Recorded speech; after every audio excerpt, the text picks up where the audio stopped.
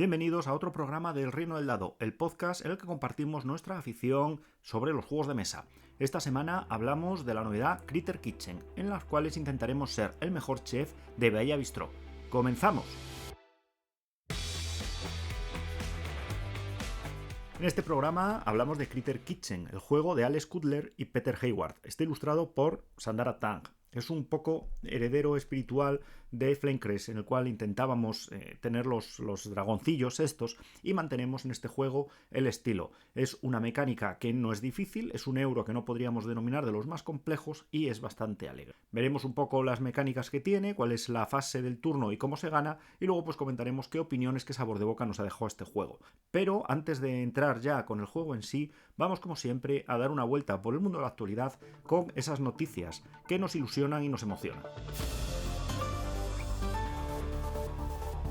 Nos ilusionan y nos emocionan algunas, las alegres, porque tenemos otras esta semana que no son tan alegres. Comenzamos con las noticias alegres. Arrakis va a reeditar Wavelength, un party de 2 a 12 jugadores, 30 minutos. Sale un pelín caro de precio, 44,95, casi 45 euros, que para un party ya empieza a estar en el límite, pero está muy bien.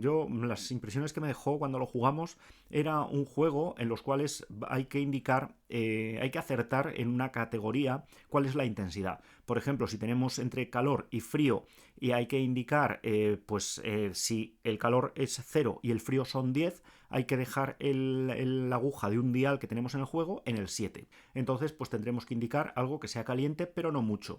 Uno de los jugadores se lo dirá a su equipo y el equipo tendrá que ponerse de acuerdo para indicar qué rango pone en la ruleta, en el dial, perdón.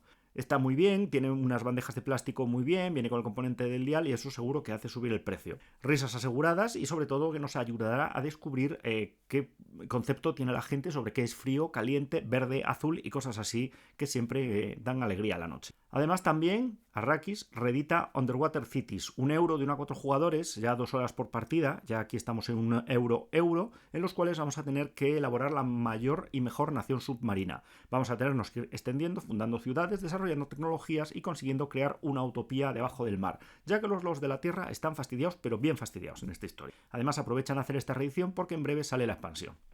Volviendo un poco a los juegos de temática party, SD Games ha abierto propuestas para las preguntas de la nueva edición del Smart 10 España. A través de la página web playsdgames.com/smart10 podéis indicar qué preguntas os gustaría que se añadieran a esta nueva expansión, a esta nueva edición. Además, los ganadores, aquellas preguntas que resulten elegidas para aparecer en esta edición España, recibirán una expansión gratis. Ya sabéis, Smart 10 es aquel juego en el cual tenemos preguntas con una serie de casillas, 10 casillas, y tenemos que ir o bien destapando o eligiendo la correcta o diciendo cuáles sí, cuáles no. Es un juego de preguntas estilo trivial con un nuevo giro, con varias opciones para organizar esas 10 respuestas por intensidad, por orden, o si sí o si no. Ha tenido muchísimo éxito, ha vendido un montón las ediciones anteriores y por lo tanto SD sigue intentando sacarnos todo el dinero, en lo que es un plan y una motivación que solo podríamos definir como muy justo.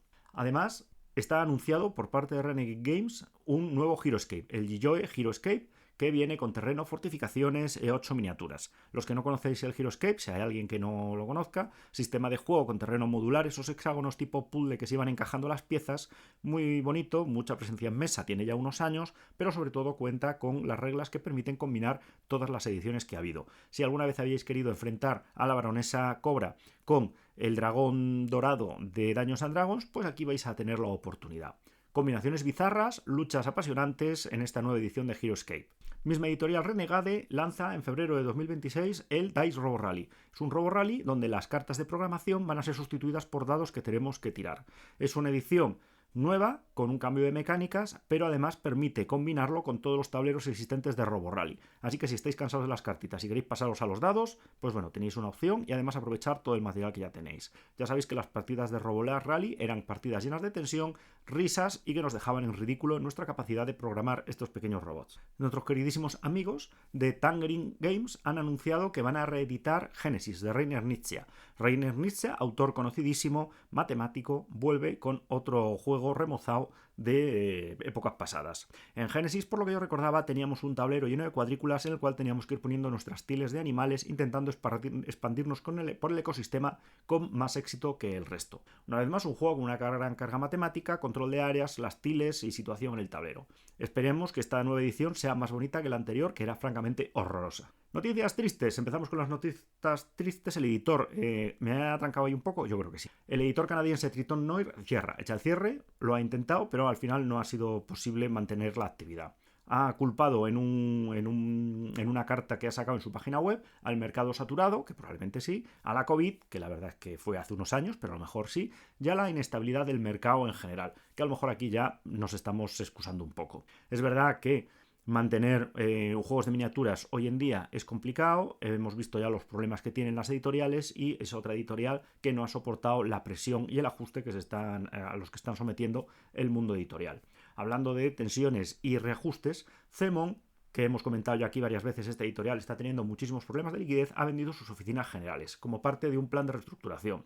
Además, ha tenido que cobrar un plus a algunos crowdfundings que tenían en marcha. En principio, tiene un nuevo plan para centrarse más en juegos de caja pequeña y no esas barbaridades que sacaban llenas de miniaturas, y esperamos que estas novedades ya aparezcan en este Essen.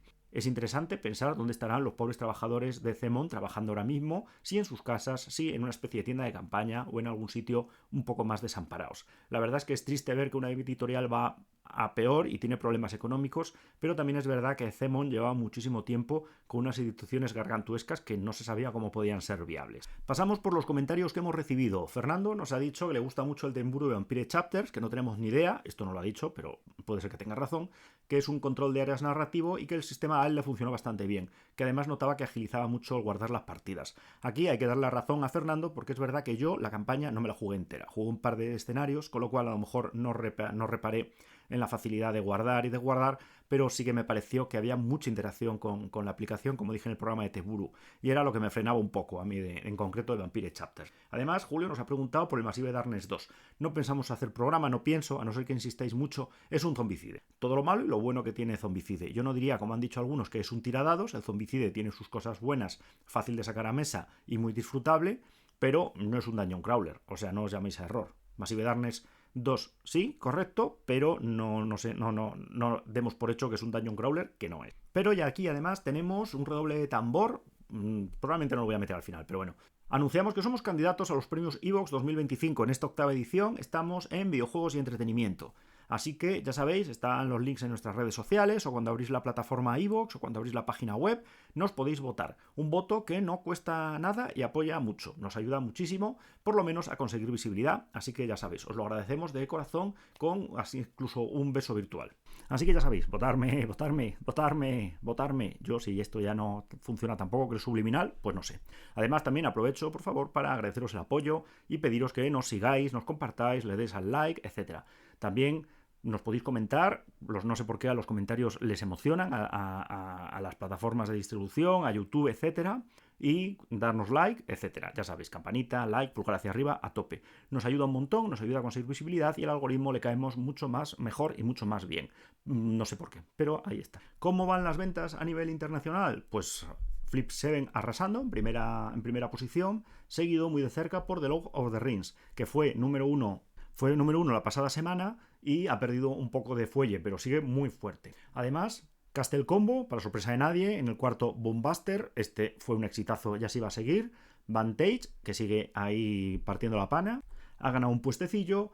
En la sexta posición se mantiene SkyTeam, buenísimo, y se sigue vendiendo, y mientras haya copias se va a vender. Y cuando lo reediten volverá a venderse. Luego tenemos Magic Attack LED, en esta paranoia de party que sacamos, ha caído hasta el número 7. Luego ha subido al 8 Harmonies buenísimo, con esa estructura que hay que poner los animales en determinadas posiciones con determinado diseño para conseguir puntuar. En el noveno puesto, Catán, estamos acercándonos a las navidades, debe ser, y eso se nota, pero el gran clásico vuelve a aparecer aquí.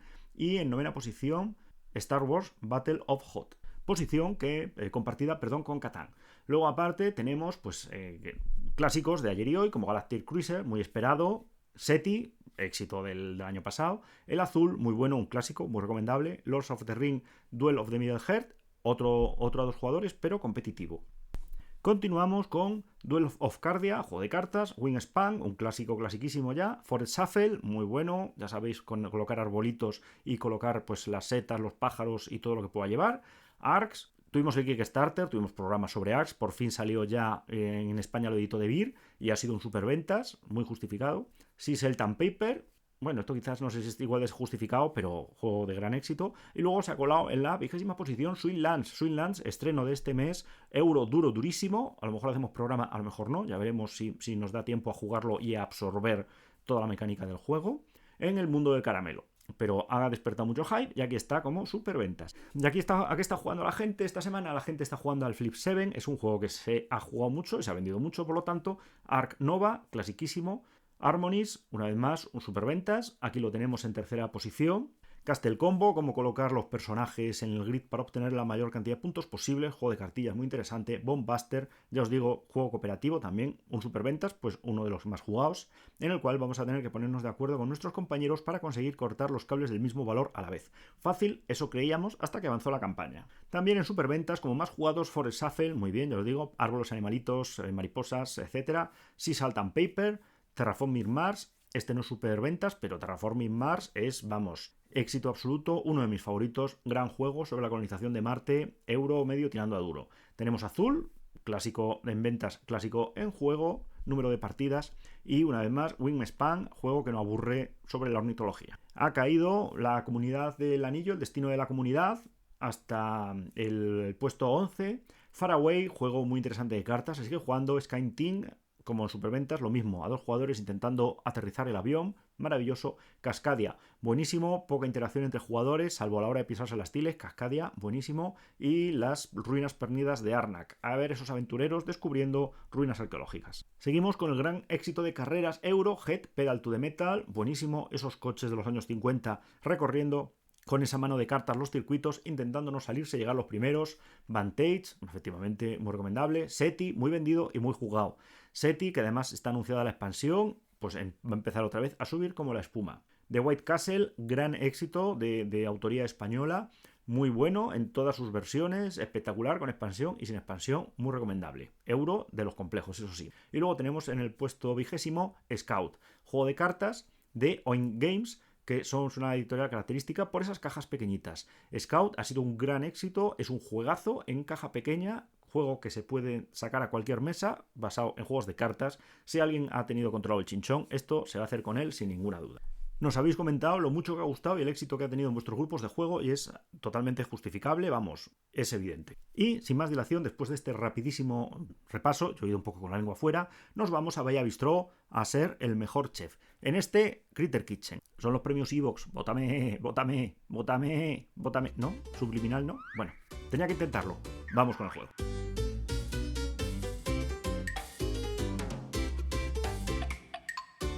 ¿Y qué nos ofrece este Critter Kitchen? Bueno, pues para empezar, €1 con un precio ajustado, no nos vamos a engañar. La verdad es que me ha sorprendido para el precio del PvP que tenía, lo podéis consultar en el programa de novedades, todo el contenido que viene, todo muy competente y la verdad es que es de estos juegos que, salvo una pequeña, a lo mejor, sobreproducción, ha ido muy ajustado con lo que necesitaba el juego.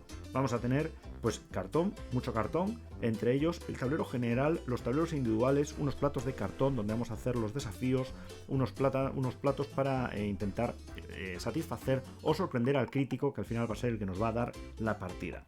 Vamos a tener 8 tableros de localización, según el número de jugadores habrá más o menos, y luego vamos a tener, pues, fichas de especia, fichas de ingredientes que van a ir dentro de una bolsa de tela que viene incluida. Y luego, pues, contadores varios, tokens haciendo, pues, sopas de marisco, cremas de marisco, perdón. Luego, además, también, pues, estrellas para llevar el tema de los puntos de victoria, etcétera. Aparte, pues, cartas que van a ser los desafíos, etcétera. Y las necesidades que va a tener el crítico gastronómico. Además, también, bueno, pues una serie de añadidos más que ya veremos, toques de cartón, pues el chef temporal, etcétera. Y además viene con el modo solitario, los componentes en modo solitario, el tablero y las cartas del automa. Hasta ahí, pues nada sorprendente, pero muy competente y además con una ilustración muy agradable de animales antropomórficos con pulgares oponibles y demás. Todos viviendo en amor y compañía. Ya, en fin. Además, aparte, tenemos los famosos meeples de madera, cada uno con nuestros cocineros, el ratón, el lagarto y el rinoceronte. Gorros de chef, ya os digo, colores alegres, vamos a tener como colores de jugador morado, rojo, amarillo, azul celeste y naranja. Todo muy alegre, pastel y una vida maravillosa, como no podía ser de otra manera, en Bahía Bistro, que es un lugar idílico y que no está sometido a dietas. Todas las cartas, ya os digo, están ilustradas con este estilo cartoon muy bonito. Todos los componentes vienen con unas grandes ilustraciones, las descripciones de más, es dependiente del texto, sí que tiene texto con determinadas especialidades, reglas, modos de puntuación, etc. Además, la caja viene con un inserto de cartón doblado donde vamos a poder ubicar los distintos materiales, bolsas tip, muy bien, todo muy completo. Y también tenemos unas pantallas que van a cubrir el plan de lo que estamos preparando en nuestra cocina de cara a sorprender a nuestros oponentes, que no nos avichen qué es lo que estamos preparando con genialidad. O quizás no, o quizás solo estamos dando sopa, ya depende de vosotros. En cuanto a las mecánicas, la preparación va a consistir en echar todos los ingredientes, las especias, etcétera, en la bolsa de tela que vamos a ir sacando después al azar. Vamos a ir disponiendo el tablero central con las distintas áreas del mercado donde poder conseguir ingredientes. Esto no va a ser al azar y además va a depender del número de jugadores. Cuantos más jugadores haya, más áreas habrá para intentar conseguir ingredientes. Vamos a tener además que escoger un crítico culinario, que va a ser el que va a dar la puntuación final al final de la partida, y que esto sí que va al azar y que va a suponer rejugabilidad. Y además también hay un modo avanzado que podemos repartir jefes de cocina a cada uno de los jugadores. Repartimos 2 y escogemos uno, el que más nos guste. Esto va a crear cierta asimetría de cara pues, a escoger determinados ingredientes, etcétera, y que es también una de las razones por las que va a aumentar la rejugabilidad.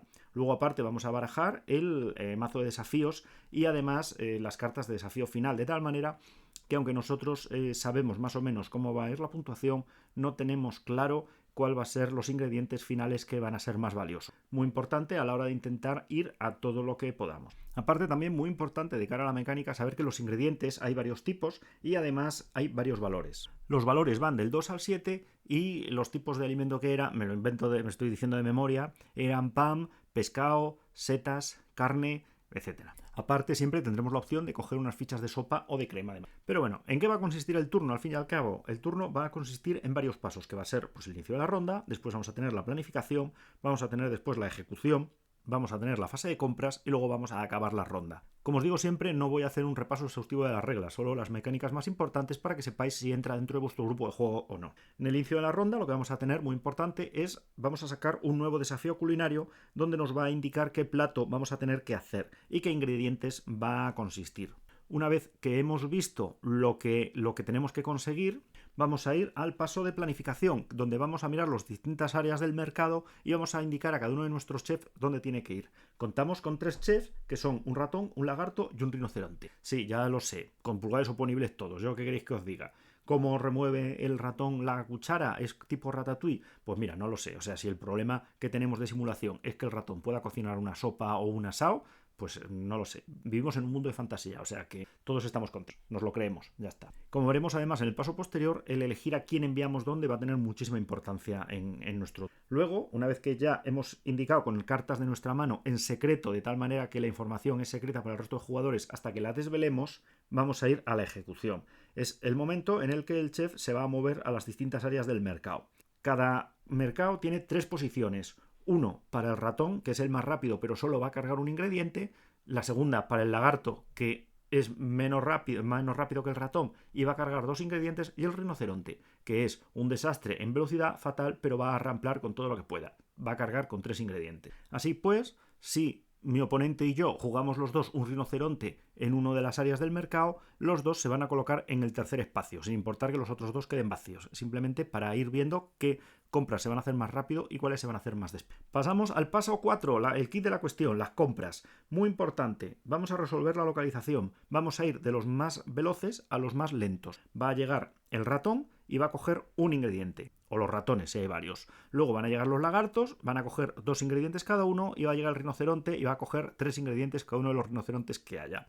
¿Va a haber ingredientes para todos? No, padre. Y este es el kick y es el misterio del juego. A lo mejor en ese área del mercado solo hay 3 ingredientes. Si tenemos un ratón y otros, pues hay gente que se va a quedar sin coger. El ratón va a coger el suyo, los otros van a coger el resto y al final pues los ingredientes a repartir va a hacer que la gente no pueda cubrir toda su capacidad de carga. Además hay una mecánica muy interesante que es el tema de cómo se deshacen los empates, cómo se resuelven los empates. Si nosotros tenemos un empate entre 2 con la misma capacidad de carga porque 2 jugadores hemos ido con el mismo tipo de cocinero ahí, va a haber un desempate. uno de nosotros va a ganar, pero ese va a perder la prioridad y se va a poner al final de la cola en prioridades. Y va a tener, por lo tanto, que perder 3 o 4 empates antes de que pueda volver a colocarse como prioridad y volver a ganar el empate. Esto, que probablemente no lo he explicado nada bien, porque ha sido un poco confuso, es lo que forma el kit del juego. Nosotros vamos a tener que mirar cuáles son los ingredientes que hay en las distintas áreas del mercado, vamos a tener que decidir cuál nos importa más, cuál nos importa menos y a qué tenemos que ir.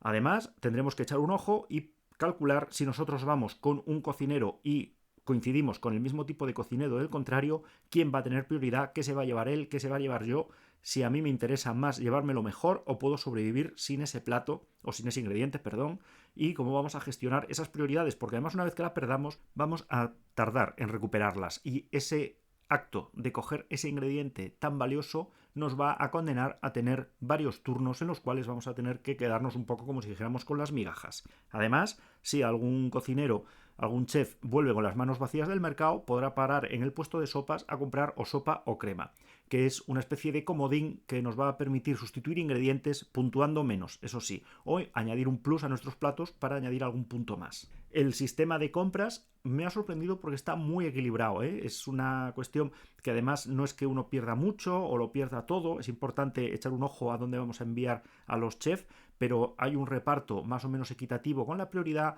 El que llegue primero con el mejor chef, el más rápido, el ratón, se va a llevar los mejores ingredientes y el resto se van a tener que repartir los peores, pero en ningún caso va a ser inútil la visita. Así que es una mecánica que me ha sorprendido porque me ha parecido muy sólida. Además, también al pasear por las distintas áreas del mercado podremos ir recogiendo rumores que nos van a dar pistas sobre qué es lo que va a pedir el crítico, qué es lo que más va a valorar el crítico en la prueba final. También comentar, bueno, pues hay una academia de chef que nos da un chef temporal, hay un mercado de medianoche que no vamos a ver qué es lo que tiene hasta que no mandemos al chef allí a mirar, como si fuera una especie de mercado de contrabando, que no es así, pero que nos va a sorprender los ingredientes, pueden ser o muy buenos o un truño. Y vamos a volver a coger nuestras cartas de localización sobre dónde enviamos nuestros chefs, hacer la preparación de las comidas y además avanzaremos el marcador de ronda por el tablero central. Este marcador de ronda es el que nos va a indicar qué días se van a producir los desafíos culinarios, cómo hay que tachar alguno de los ingredientes del desafío para cambiar el plato, etcétera. Bueno, nos van dando las informaciones sobre los distintos sucesos de cada ronda. Y si corresponde, según la ronda en la que estamos, llegaremos al desafío culinario. Muy importante porque es donde se puntúa, o sea que fijaos si es importante. Vamos a tener que preparar las comidas. Según los requisitos de la carta vamos a poner los ingredientes, podemos ponerles especias que si coinciden con el ingrediente en el que la colocamos van a duplicar el valor del ingrediente y luego aparte pues podremos sustituir algún ingrediente que no tengamos por sopa o crema o podremos añadir sopa para aumentar la puntuación final. Rápidamente, ¿esto cómo va? Pues por ejemplo, si a mí me están pidiendo un bocadillo que tiene pan, queso y pescado, voy a tener que jugar una ficha de pan, por ejemplo, que valga 2 puntos, una ficha de pescado que valga 5 puntos y luego aparte una ficha de queso que valga 3 puntos. Que no tengo una ficha de queso, pues puedo poner una ficha de sopa. Si tuviera especias de alguno de estos ingredientes o incluso un comodín para cualquier, podría ponérselo, por ejemplo, pues al pescado, que sería si tuviera una especie de pescado y esa especia lo que hace es duplicar el valor del pescado. Si tuviera un pescado de 5, al poner la especia pasa a ser 10. ¿Cómo se puntúa? Pues vamos a calcular todo el valor de nuestros platos, que sería, siguiendo con el mismo ejemplo, he cogido un pan de valor 2, he cogido un pescado de valor 5 que le he puesto la especia y vale 10, con lo cual estoy en 12, y he puesto, como no tenía queso, pues una ficha de caldo, que vale 1. Al final me he quedado con 13 puntos. Ya os digo, los ingredientes que necesitaba el plato vienen en el desafío, la carta que hemos sacado. Vamos a ir a mirar la tabla y vamos a ver que de 0 a 5 no nos dan un mojón por el plato, o sea que ha sido una cosa bastante mediocre. Si hemos estado entre 6 y 11 puntos obtendremos una estrella. Si estamos entre 12 y 20, el caso que teníamos antes, obtendríamos 2 estrellas y en el caso de tener más de 21 obtendríamos 4 estrellas. Efectivamente, no dan 3 estrellas en ninguno de los valores. Con lo cual es importantísimo, una vez más, hacer un previo de saber qué vamos a sumar y cómo vamos a puntuar los platos. Porque si nosotros nos quedamos con 11 puntos, vamos a obtener una estrella, por un punto más obtendríamos 2, que sería duplicar nuestro beneficio, manteniendo prácticamente el mismo gasto de recursos. Está muy bien pensado, hay que ir siempre, evidentemente, a la puntuación inferior de cada una de las áreas de estrellas para ser lo más eficiente posible. Como empecemos a desperdiciar ingredientes para quedarnos en la parte alta de las distintas categorías, nos van a fundir durante la partida. Porque además, muy importante, la última fase es la de refrigeración. Una vez que hemos cocinado y una vez que hemos presentado nuestros platos, solo vamos a podernos quedar con el número de ingredientes que nos indica el valor de refrigeración de ese desafío. El primer día es 5, luego será 10, etc. Todos los artículos que no podamos guardar en refrigeración habrá que tirarlos. La sopa y la crema no hay que refrigerarla por un misterio que no alcanzo a comprender. Muy importante, una vez más, si sabemos qué va a pedir el crítico al final de la partida, irnos quedando con los ingredientes más potentes para conseguir obtener la mayor puntuación. Y llegaremos finalmente al final de la partida a la comida del crítico, donde tendremos que presentar los platos con número de ingredientes, etc. Bueno, tiene una especialidad en la que no voy a entrar. Al final vamos a ir recibiendo puntos y cada nivel de puntos que superemos nos va a ir dando cada vez más estrellas, desde una estrella hasta el infinito. Es verdad que es lo que más estrellas nos puede dar la comida del crítico, pero hay que tener muy en cuenta las especialidades de lo que pide el crítico, las distintas combinaciones para tener puntuaciones adicionales y llegar al máximo. Aquí es donde vamos a tirar la casa por la ventana y vamos a emplear todos esos ingredientes gourmet de puntuaciones de 7 que no son tan frecuentes y que hemos conseguido y hemos guardado para conseguir alcanzar, pues eso, la puntuación máxima y que nos den mogollón de estrellas. Una vez que hemos puntuado ya la comida del crítico, recogido las estrellas y viendo cualquier icono de bonificación adicional que nos den las cartas que tenemos, tagachán, el que haya tenido más estrellas, pues tiene más reputación que el resto y gana. Pues muy bien, pues indoloro, fácil, rápido. Y luego las especialidades de cada crítico. A algunos les entusiasman las zanahorias, como a la coneja. A otro, por ejemplo, cuando pones un ingrediente de 6, se cuenta como si valiera 9, pero solo el ingrediente de 6, etc. Que supone una modificación muy importante de la ponderación de los ingredientes y cómo vamos a enfocar la partida. Ya os digo, muy importante el quid de la cuestión a la hora de poner los chefs para escoger qué ingredientes vamos a conseguir quedarnos y vamos a contar con ellos, y además también tener en cuenta qué especialidades va a pedir el crítico, cómo vamos con los rumores y cómo gestionamos además los platos que tenemos, cómo vamos a usar esos ingredientes para obtener platos que obtengan la puntuación mínima imprescindible para tener ese nivel de estrellas y no pasarnos. Si con 11 estrellas nos vamos a llevar, con 11 puntos, perdón, nos vamos a llevar 2 estrellas y con 16 puntos nos vamos a llevar 2 estrellas, pues mejor pasar el plato con 11 y ya está. Aprovechar sobre todo pues los cuencos de sopa y de crema para darle ese puntillo más, esos 2 puntos más que nos van a conseguir añadir estrellas al plato. Es un juego que de base yo pensaba que iba a ser un poco más, entre comillas, movimiento de trabajadores, posicionándolos en determinados mercados, y me ha sorprendido por la profundidad que tiene, lo equilibrado que está a la hora de escoger qué esfuerzos hacemos en cada fase para conseguir esos ingredientes y cómo los usamos. De tal manera, yo os digo, que maximicemos el éxito que tenemos o los recursos que obtenemos de los recursos que tenemos de inicio. Y sin más, ya con la sensación del trabajo bien cumplido, la cocina limpia y todo recogido, después de oír la opinión del crítico, vamos con la opinión de qué nos ha parecido el juego.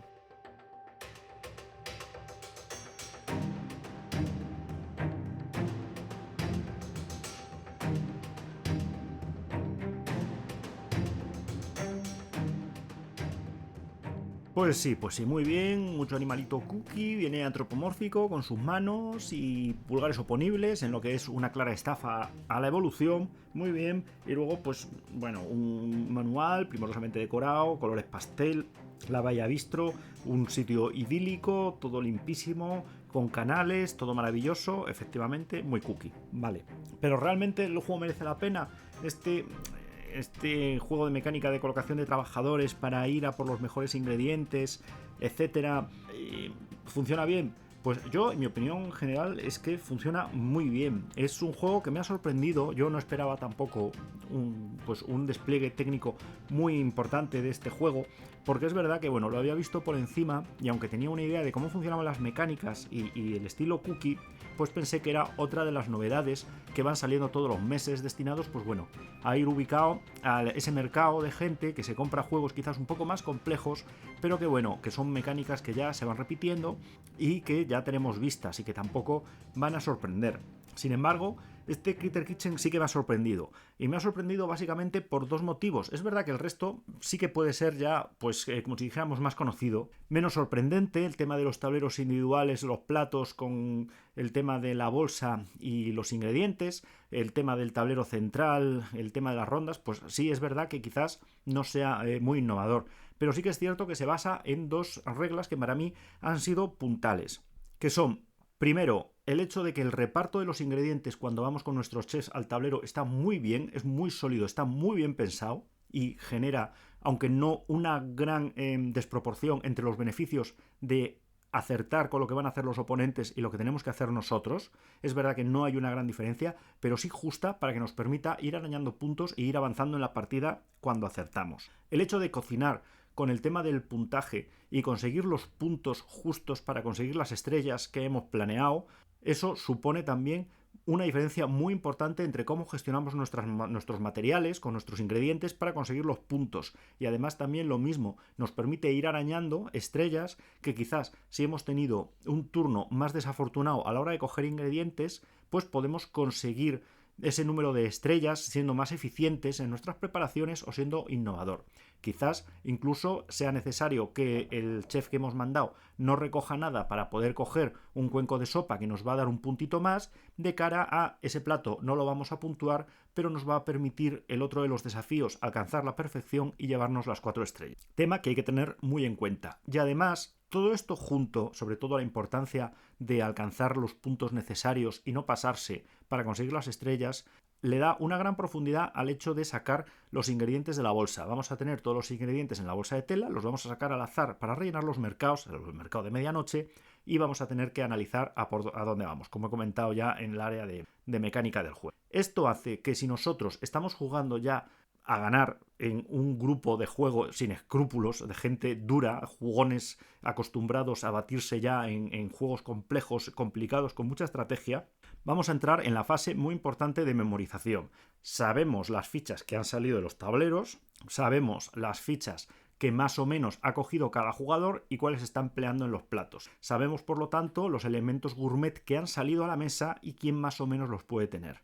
Si este jugador está componiendo su plato empleando elementos gourmet, sabemos que van a volver a la bolsa, y si no, sabemos que ya no van a estar a la bolsa y ni van a salir al mercado de medianoche. Y esto, que parece una tontería, es muy importante de cara a puntuar a las estrategias de la partida y a saber qué ingredientes pueden salir. Supone una diferencia de puntos que nos puede dar la victoria. Y esto también a mí me parece una gran genialidad en este tipo de juegos. Podemos tener un juego en el que estemos jugando a un nivel más tranquilo, más agradable, de pasar la noche simplemente moviendo animalitos y puntuando, y luego podemos jugar ya un modo más desafiante, con más profundidad, contando los ingredientes que está saliendo de memoria, viendo a dónde van las cosas. Y es evidente que el creador del juego ha pensado en esto porque ha puesto unas mamparas, unas pantallas protectoras para ocultar esta información.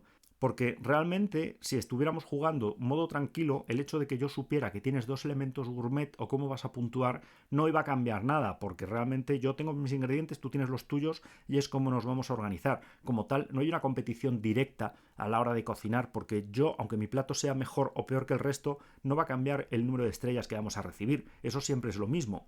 Está de cara a que yo no sepa qué ingredientes gourmet te estás guardando de cara al final de la partida, si yo los tengo que seguir buscando en la bolsa esperando a que salgan, o en un momento dado pues no va a ocurrir. También, muy importante, es que si yo mando al ratón es porque me quiero hacer con ese ingrediente sí o sí. Si el resto de jugadores sabe que yo necesito ese ingrediente sí o sí, mandarán sus ratones. Si pierden la prioridad, o a lo mejor les compensa. Con esto quiero decir que el juego goza, una vez que hemos revisado unas reglas que de por sí no son excesivamente complicadas, quizás el hecho de un poco de las prioridades y cómo se deshacen las ventajas y demás y tal, es un juego con unas mecánicas sencillas, con que haya un jugador que maneje el reglamento bien, que es el que hará un poco de metre, organizará los mercados, dirá quién se lleva qué ingrediente, hará el reparto cuando los jugadores hagan desempates, etcétera. El resto de jugadores prácticamente solo tiene que enterarse de cómo va a mandar al chef, cómo va a conseguir los ingredientes y cómo va a puntuar. que son mecánicas y reglas que no son nada difíciles. El tema de los rumores, el tema del crítico gastronómico final sí que tiene un poco más de complejidad, pero vamos, yo creo que nada que sea inaccesible. Y además, una vez que hemos hecho la fase de mercado, hemos recogido los ingredientes y demás, cuando hacemos la fase de cocina para hacer los platos, cada uno lo hace detrás de su pantalla organizándose los platos de manera simultánea, lo cual acelera muchísimo ese turno de puntuación. Todos tenemos un amigo que se queda paralizado, que se queda mirando, que mueve las fichas de un lado para otro, pero bueno, eso es inevitable. Así por lo menos nos quedaremos todos paralizados a la vez, mirando al infinito. Prácticamente la única sobreproducción que le puedo achacar al juego son los platos de cartón de los distintos jugadores para hacer los desafíos, pero bueno, es verdad que no nos engañemos, es troquel de cartón y al final cuando haces la lámina te sobra espacio porque llevas más piezas, pues bueno, pues te da un poco igual, o sea que ahí puedo ceder sin ningún problema. Y evidentemente vamos con lo malo, que es lo que menos me ha gustado del juego. Es verdad el tema de los chefs y que podemos escoger y el tema de los desafíos y el crítico que vamos a usar da rejugabilidad al juego, pero también es cierto que a la hora de poner los mercados, el hecho de que siempre sean los mismos mercados, pues a mí me ha restado quizás un poco de lo que sería la rejugabilidad. Pero bueno, está perfectamente mantenida. Ya os digo, con el hecho de enfrentarse a distintos desafíos y a distintos críticos con distintas necesidades, que son cartas boca abajo secretas hasta el final hasta enfrentarnos, al desafío, y que al final es un euro de cierta complejidad, con unas reglas no muy complicadas, pero sí bastante profundidad a la hora de puntuar y a la hora de puntuar lo máximo posible y hacernos con la victoria, que es muy interesante. También ha salido muy ajustado de precio. Ahora mismo no me acuerdo del PVP, pero estaba clarísimamente por debajo de los 50. Creo que estaba en 40, 43, 45 euros. Incluso se podrá encontrar por 40 euros. Lo cual es una incorporación relativamente económica. Relativamente porque económica era el Gloria Roma, que costaba 25 euros. De dibujos alegres, fácil de explicar, fácil de sacar a mesa, con profundidad, ajustado de precio, componentes que están muy bien, su madera serigrafiada, sus cartas con ilustraciones, que la verdad es que a mí me han gustado mucho y yo considero que es un juego muy recomendable. Es un juego a incorporar a las ludotecas, incluso aquellas que ya tengan un cierto tiempo y estéis buscando algún juego de novedad con alguna mecánica que todavía no tenéis en vuestra colección. Juego desde luego muy interesante, incorporación bienvenida al catálogo de Maldito y desde luego ya os digo, un juego que a mí personalmente me ha sorprendido. Muy recomendable, yo le pienso dar más partidas. Una vez más, como es habitual en mí, algún juego en solitario pues no he jugado, pero tiene pinta de estar muy bien y en solitario estoy convencido de que funciona muy bien. Si tenéis también la necesidad de ver a ver cómo es el juego en solitario, bueno, puedo hacer unas pinceladas. Es verdad que pierde el tema de los empates y mirar lo que va a hacer el jugador, pero sí que es verdad que mantenéis el hecho de ir a por los recursos antes que el automa y conseguir hacer la gestión de recursos para obtener la máxima puntuación por nivel, con lo cual yo creo que el juego va a seguir funcionando perfectamente. Así que bueno, bonito y parcialmente barato. ¿Qué más podemos pedir? Ya sabéis, nos vemos en Bahía Bistro. Muchas gracias por escucharme, muchas gracias por votarme. Vótame, sí, por favor, vótame y nos vemos la semana que viene. Adiós.